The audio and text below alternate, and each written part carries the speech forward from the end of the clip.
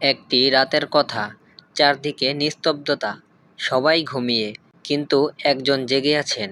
তিনি আর কেউ নন, নবী আদম আলাইহিসসালাম। তিনি বারবার আকাশের দিকে তাকাচ্ছেন, চোখে অপেক্ষা, কারণ তখনও নামাজ ফরজ হয়নি, তখনও উম্মতের জন্য পূর্ণ পথ নির্দেশ আসেনি।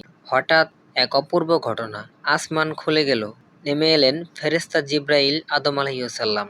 তিনি বললেন, চলুন, আজ আপনাকে এমন এক সফরে নেওয়া হবে যা আগে কেউ পায়নি। এটা ছিল মিরাজের রাত। নবী আদম আলাইহিসসালাম উঠলেন বুরাকে চড়ে, পৌঁছালেন মসজিদুল আকসায়। সেখানে সব নবীদের ইমামতি করলেন তিনি। ভাবুন সেই দৃশ্যটা, এক কাতারে দাঁড়িয়ে আছেন সব নবী। তারপর শুরু হলো আসমানের সফর। এক আসমান, দুই আসমান, তিন আসমান। প্রতিটি স্তরে তিনি দেখলেন ভিন্ন ভিন্ন নবীদের, আদম আলাইহিসসালাম, ঈসা আদম আলাইহিসসালাম এবং মুসা আদম আলাইহিসসালামকে। সবাই তাকে স্বাগত জানালেন। তারপর এমন এক জায়গায় পৌঁছালেন যেখানে জিবরাইল আদম আলাইহিসসালামও থেমে গেলেন। তিনি বললেন, এরপর আমি আর যেতে পারবো না।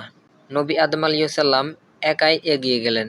আর সেখানে তিনি পেলেন আল্লাহর সাথে সরাসরি সম্পর্কের সবচেয়ে বড় উপহার, নামাজ। প্রথমে 50 ওয়াক্ত নামাজ দেওয়া হলো।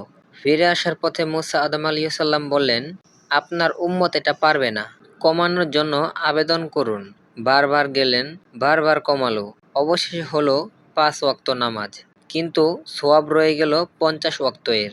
এই গল্প শুধু একটি সফরের গল্প না, এটা ভালোবাসার গল্প, উম্মতের প্রতি দয়ার গল্প।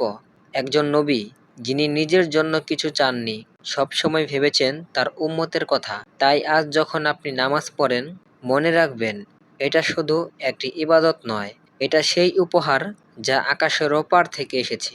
সমাপ্ত। ভিডিওটি আপনাদের কাছে কেমন লেগেছে অবশ্যই কমেন্ট করতে ভুলবেন না। আর আমার চ্যানেলে যদি আপনি নতুন হয়ে থাকেন তাহলে চ্যানেলটি সাবস্ক্রাইব করে পাশে থাকবেন। ধন্যবাদ।